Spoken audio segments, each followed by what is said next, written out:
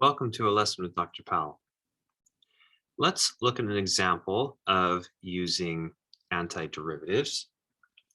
First, let's start with this. We have a constant deceleration. What does deceleration mean? It's acceleration, but it's just meaning we're uh, going negatively. Now, what is acceleration? Acceleration is the derivative of velocity. So you have a change in velocity per an amount of time. So a change in velocity has the same units as velocity. So suppose the units are meters per second. So this means that the velocity drops by 2 meters per second every second, constantly.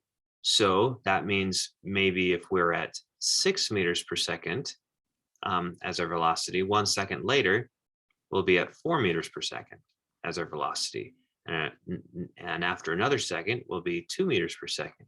And after another second, we'll be at 0 meters per second.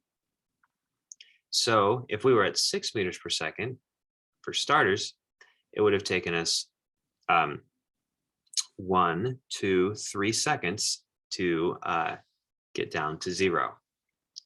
Now, let's think about antiderivatives a little bit to do this formulaically in this particular situation. What if we have an initial velocity starting out at 70 meters per second? How long will it take us to come to a complete stop, meaning to be at 0 meters per second? Well, using the same technique, we can see that it's going to be 35 seconds just by taking half of 70.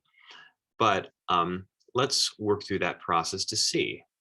All right, let's take an antiderivative here of this as our acceleration, as the derivative of velocity itself. So let's suppose that velocity is or acceleration is -2. Velocity itself is going to be, we'll take an antiderivative. It's going to be -2t, but then plus some constant. We know what constant that is using the information v of 0 is equal to 70. By plugging 0 in here, we get -2 times 0 plus c, and we can see that c must be 70. So here we can fill in c is equal to 70. So then to answer the question, how long to come to a complete stop, we simply just have to evaluate this, setting this equal to 0 and solve. And notice you'll have 2t is equal to 70, and we end up getting t is equal to 35 seconds as expected. Now let's extend this question just a little. How far have we traveled in that period of time in 35 seconds? How far have we gone? Now this can be done in two ways. Either we can come up with the specific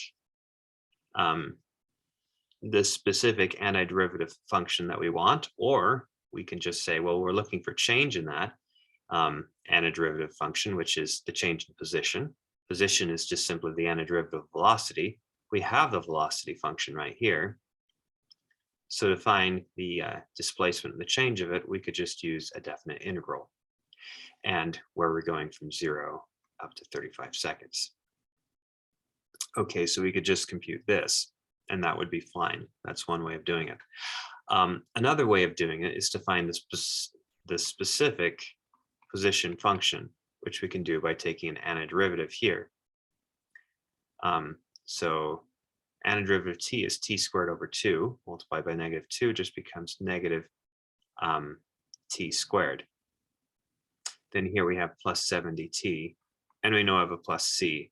Now, in particular, if we're measuring position from a start here, and we could just let c be 0, because then the position at t equals 0 would be 0.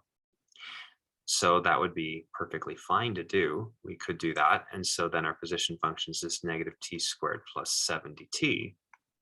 And then we simply just need to plug in 35 seconds in order to see that. Notice that's the exact same thing that happens here in this computation. We take an antiderivative, which again, we get something like this. Then we plug in 0 and 35. Notice that I'm really, because plugging in 0 is just 0, this just amounts to the same idea here of plugging in S of 35. Because our C is actually 0 here. So it's really the same amount. So to find how far we've traveled, we simply just need to plug in 35 into this. And this is 1,225 meters. So in 35 seconds, that's how the stopping distance at that particular deceleration was that many meters. Thanks for watching.